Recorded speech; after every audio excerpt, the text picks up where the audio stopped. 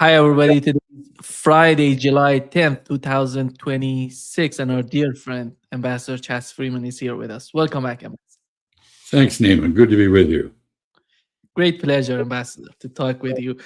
I want to start with what has happened in the last, I would say, 72 hours. In the last 3 days, we had the funeral in Iran, and you see the crowd, the huge crowd coming out. I have never seen these these sort of crowd coming out for anything in my life, because some and this is the country that was supposed to collapse before this war started, and they said that this guy, the supreme leader of Iran, has no support in Iran, and let's go there, do this and that, we're going to bring everything down. And it seems that each and every strategy on the part of the Trump administration backfired so far. And the situation right now is that there were two attacks in the southern part of Iran Right. because of the confrontation in the Strait of Hormuz. And Donald Trump, moments ago, an hour ago, he posted that the ceasefire is over.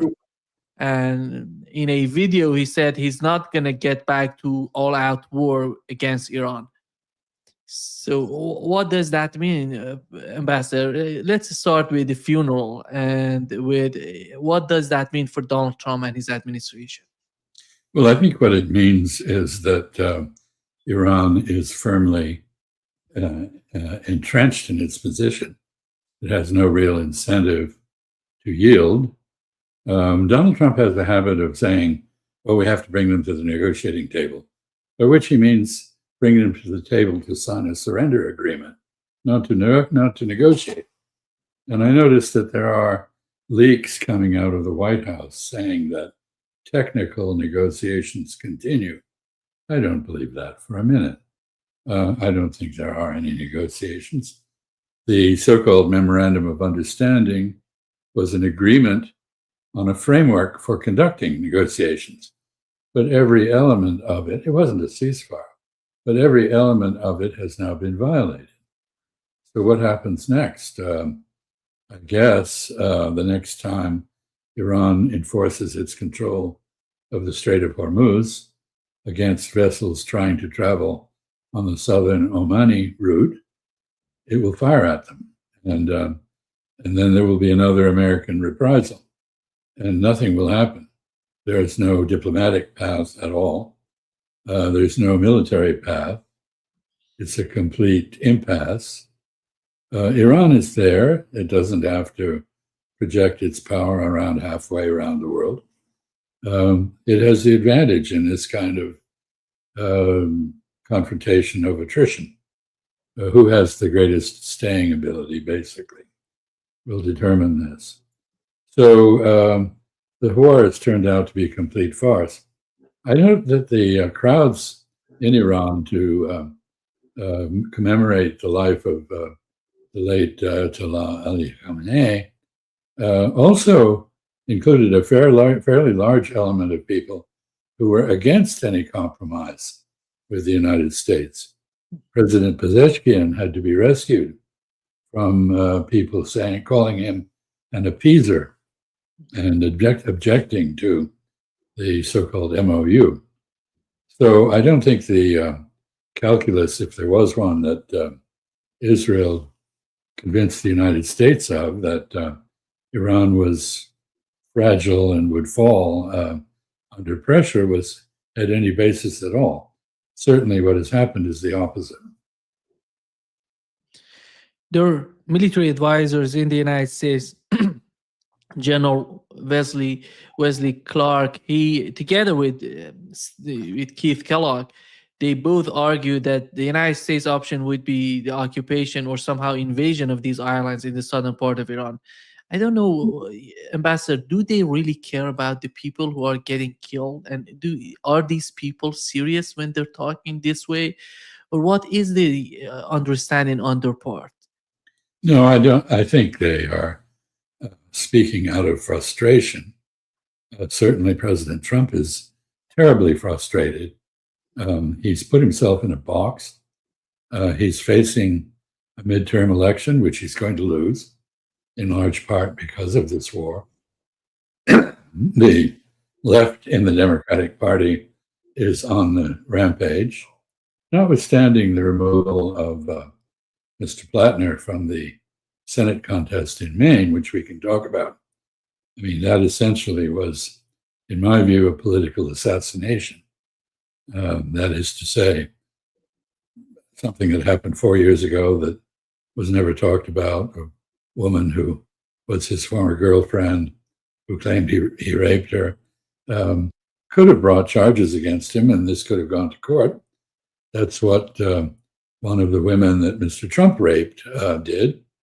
He was convicted or found guilty in the court of having attempted rape of E. Jean Carroll.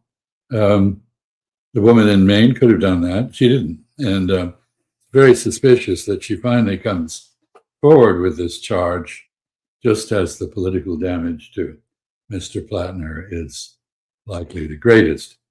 In any event, he's out of the race, but there's still an effort made to silence his supporters and exclude them from a role in replacing him.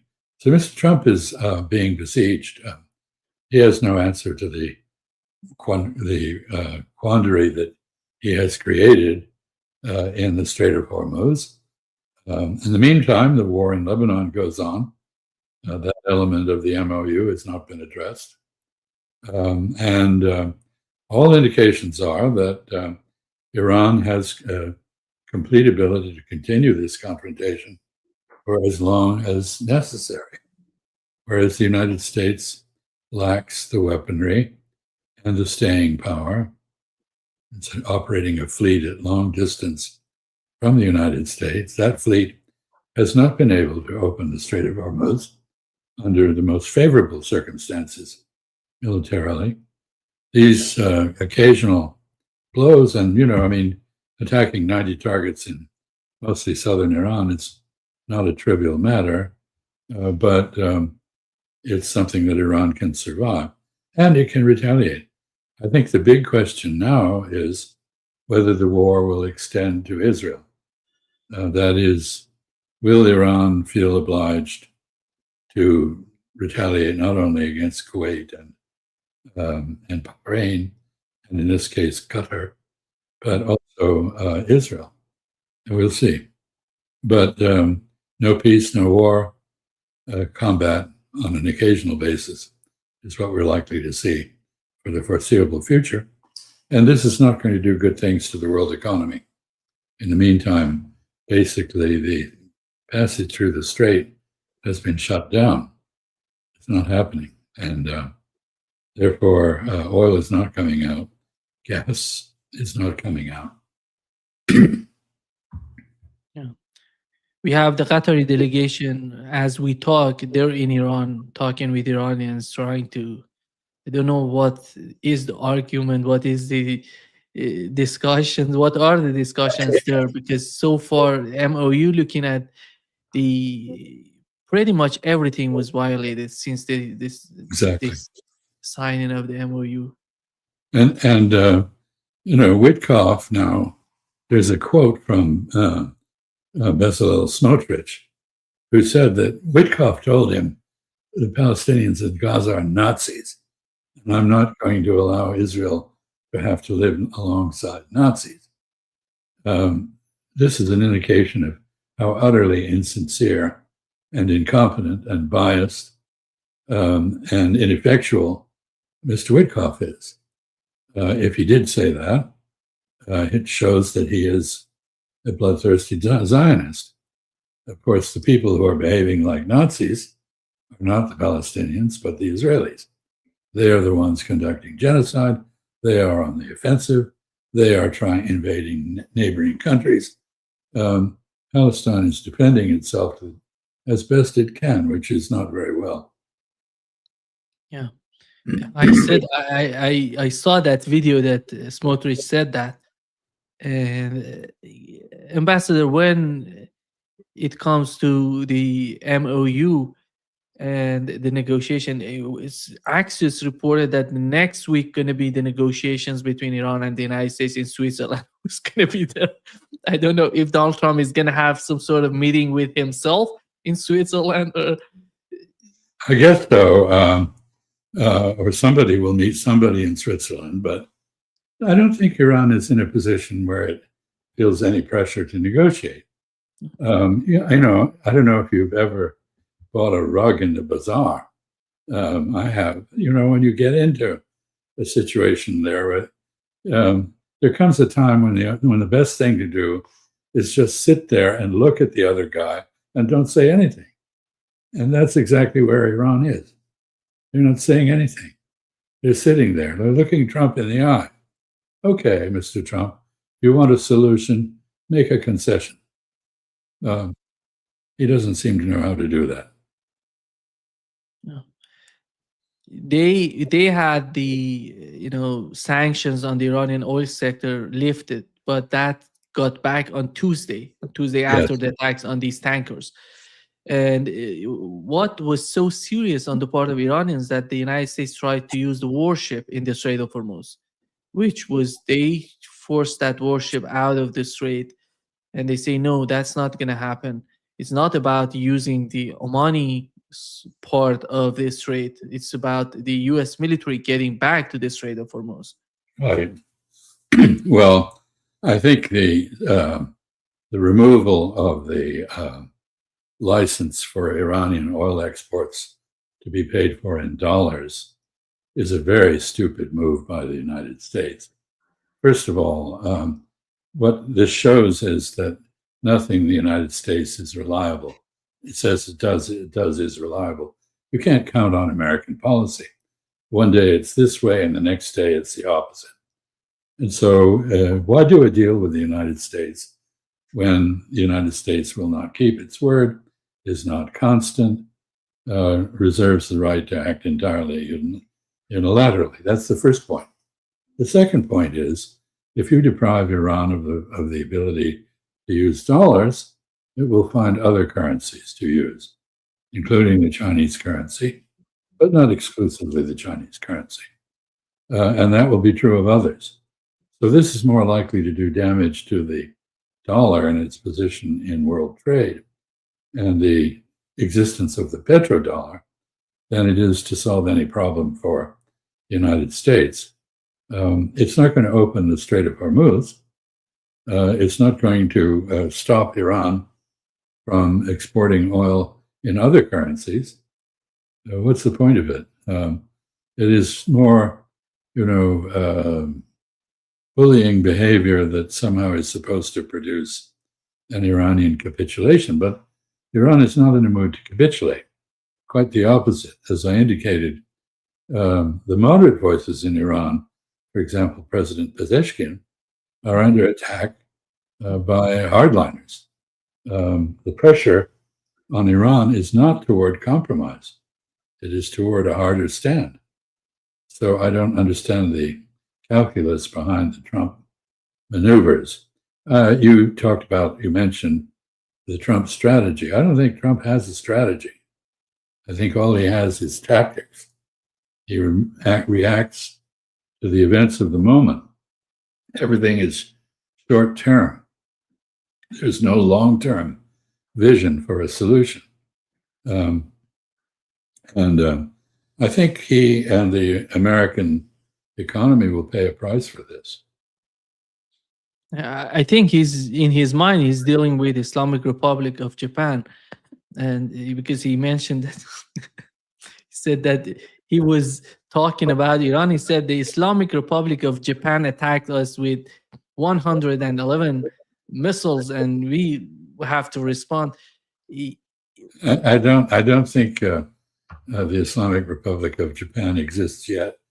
There is still an emperor, and Japan, as far as I know, is not Jewish, not Christian, not Muslim, but something else. So this is typical of someone who is suffering mental deterioration. He is clearly in the grips of dementia. He's 3 or 4 years younger than I am, and I'm very conscious of the extent to which memory deteriorates as you get older. But his deterioration is really serious. He cannot now issue a complete paragraph of thoughts. He can't even complete a sentence with certainty. And he makes this sort of mistake, just demonstrating his ignorance and his inability to master the facts. Compare him with Vladimir Putin, who can get up and give a very cogent speech. You might not agree with it, but it is logically organized, factually based, detailed, coherent, all the things that everything Donald Trump says are the opposite. Yeah. He was in the NATO summit in Turkey, and then we had attacks. And one of the main objectives, it seems that during the meeting he had with Al Jolani, is to use Syria or the combination of Syria together with Turkey, maybe to do something with Lebanon. I don't know how much Syria can help Donald Trump. And they're talking about sending American troops even to Lebanon. Is there any sort of sign, in your opinion, that you may say that he's trying to do something? He's trying to come out with some sort of solution, not he himself, but the people around him. Well, of course, sending troops to Lebanon is a bad idea. I'm old enough to remember when we did that in 1958, and we were driven out by the Lebanese. In 1982, we had the explosion of the embassy and the Marine Corps base in Beirut, and Ronald Reagan withdrew sensibly. Putting American troops in the middle of Lebanon is not a good idea, and I don't think anyone will agree to that. The Lebanese government remains impotent, and it has delegitimized itself with this agreement brokered by Marco Rubio, which is the absolute antithesis, refutation of point one about Lebanon in the Memorandum of Understanding. The Memorandum of Understanding commits the United States to get Israel out of Lebanon. Marco Rubio negotiated an agreement with the Lebanese government that keeps Israel in Lebanon and gives it a free hand to do what it wants. So there's total contradiction here, no coherence in American policy. And I remember, I think it was Seneca, the Roman philosopher, who said, if you don't know to what port you're steering, no wind is fair. No, you have to have a destination in mind. What is the destination? The removal of Lebanese sovereignty? The annexation of southern Lebanon by Israel? On what grounds? On what principle? With what assurances? With what agreement from which Lebanese? I think, of course, Israel would welcome a civil war in Lebanon, a renewed civil war.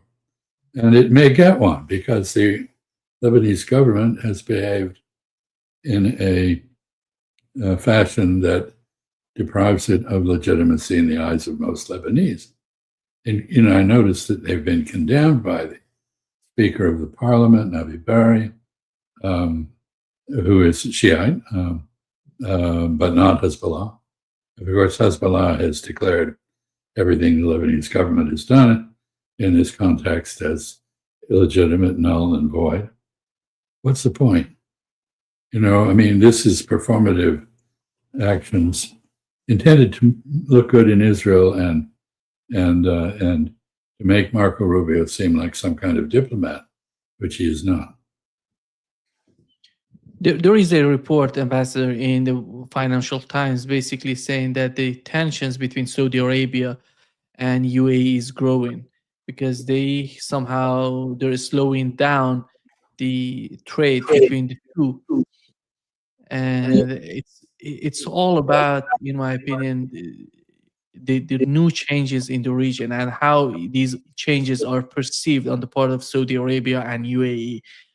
How do you see their position right now? Well, I think there's a great deal of antagonism. Not only was the UAE on the side of Israel and the United States in this war, whereas Saudi Arabia, although it did provide some help to the United States for a while, eventually decided it was in its interest not to help the United States and ceased to do so.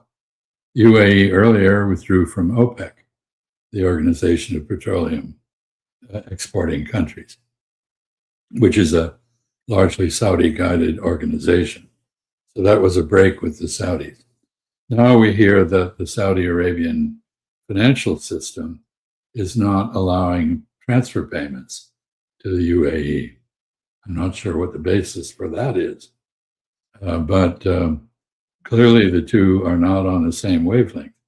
And I agree with you. One of the major differences they have is that the Saudis clearly are talking to Tehran about a post-war situation in which there will be no American forces on Saudi soil. And the UAE is talking to Iran also, but I don't think it has made that offer. Maybe it has. The last round of retaliations by Iran did not include the UAE, which I think is significant. So the UAE, which is a master realpolitik, may very well be doing something to mollify Iranian opinion. Clearly, Kuwait and Bahrain are in a very difficult position. Bahrain remains the headquarters of the Fifth Fleet of the United States Navy, although those facilities themselves have been destroyed. And Bahrain has no capacity to defend itself. It is, in many ways, an extension, a subsidized ally of Saudi Arabia, client state. Historically, it was part of the Safavid Empire and under Persian control. Its majority is Shiite, whereas its emir is Sunni. There's a lot of discontent even before the bombing. So Bahrain must be regarded as quite unstable. It does have a garrison from Saudi Arabia and other countries in the Gulf Cooperation Council to help put down domestic dissent. But it is not in a politically stable condition. Kuwait is in a difficult position. Kuwait, of course, was liberated from Iraq by an American-led coalition, or two coalitions, an American-led one and a Saudi-led coalition. And it has been very grateful to the United States for that liberation. It has been very close to the United States. It has completely reversed the earlier situation. Few people remember that during the War of the Cities and during the War of the Tankers in the Persian Gulf in the 1980s, during Operation Enduring Freedom, which was, sorry, that's not the right word, the operation to escort Kuwaiti tankers through the Gulf. But prior to that, Kuwait was the one member of the Gulf Cooperation Council that had no military cooperation with the United States. And in fact, it objected to the American prepositioning of equipment in Oman. And it almost broke relations with Oman over that issue. After the Gulf War of 1990 to 91, Kuwait has been stalwartly pro-American. It is also, by the way, the most pro-Palestinian of all of the Gulf Arab countries. It's in an odd position. It has a border with Iran. It has a problem with Iraq still.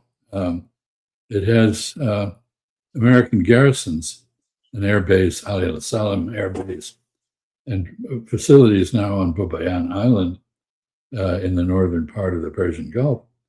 It's very vulnerable, and it can't really bring itself to get rid of the American presence.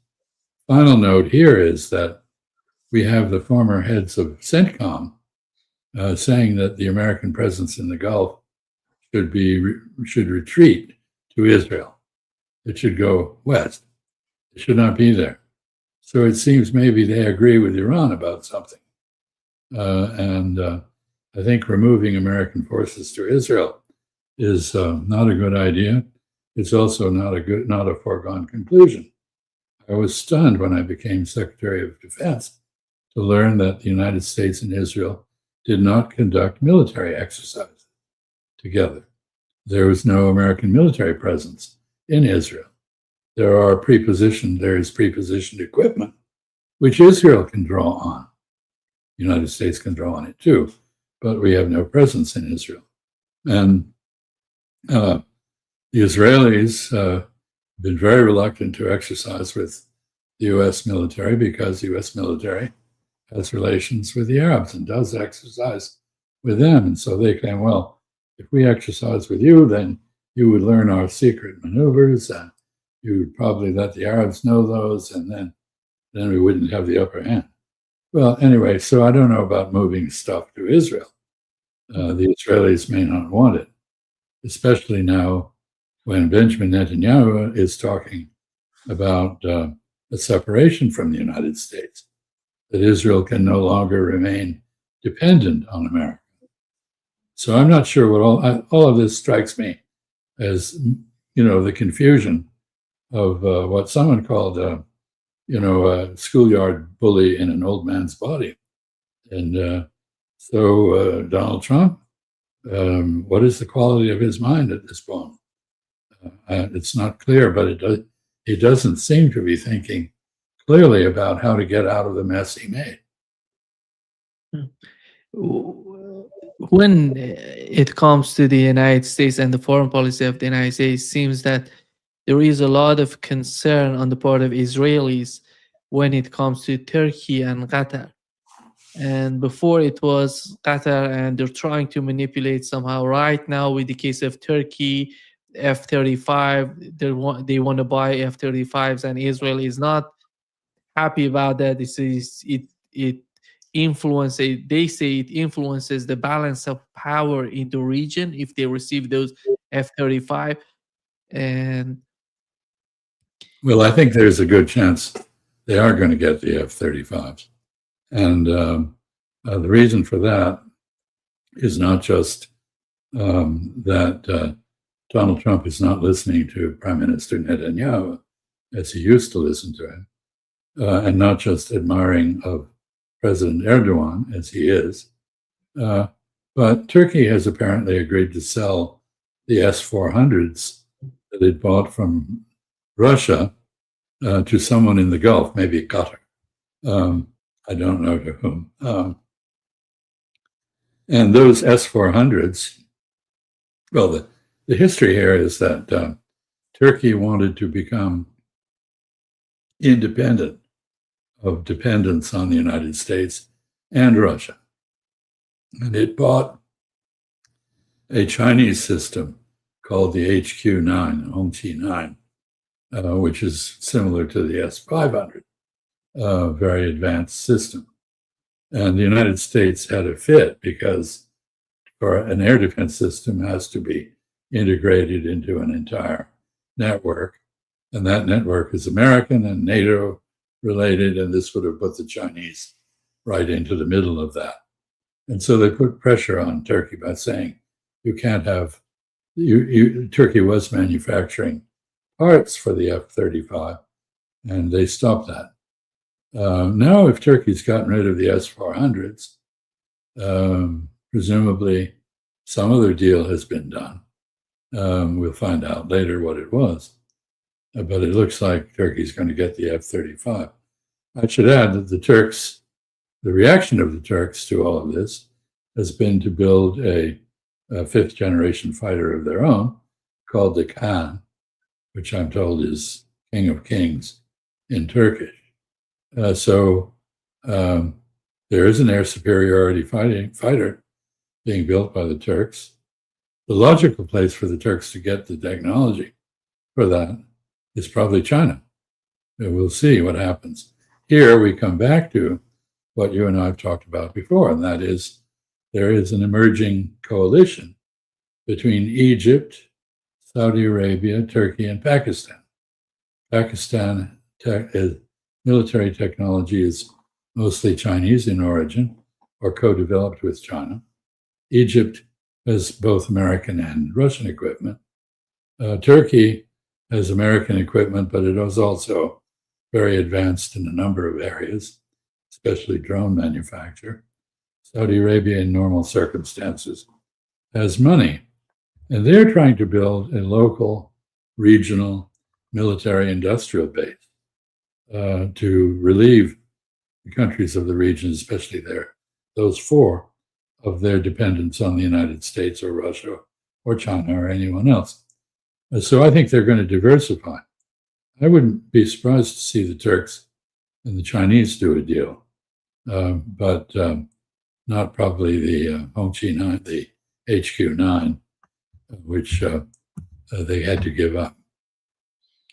They want to fight, Ambassador. The agenda on the part of Israelis is that today is all about Iran, tomorrow is Turkey. This is the Sure. agenda. I don't know, is the United States going to be able to change that sort of mindset in Israel? How powerful? Because this is the recipe for endless war. There is no way to you get trapped in this sort of mindset, and you want to attack one part Iran, on the other hand you see Turkey. These are two important players in the region. They're too powerful. They're much bigger than Israel in terms of the population, the military power, everything you compare with Israel. But Israel wants to defeat both of them. Well, endless warfare is indeed the Israeli strategy. They intend to make war on everyone in their region and ensure that none of them are capable of doing harm to Israel. So they are searching for absolute security for Israel. That means absolute insecurity for everyone else. I think Iran and Turkey are different in a number of ways.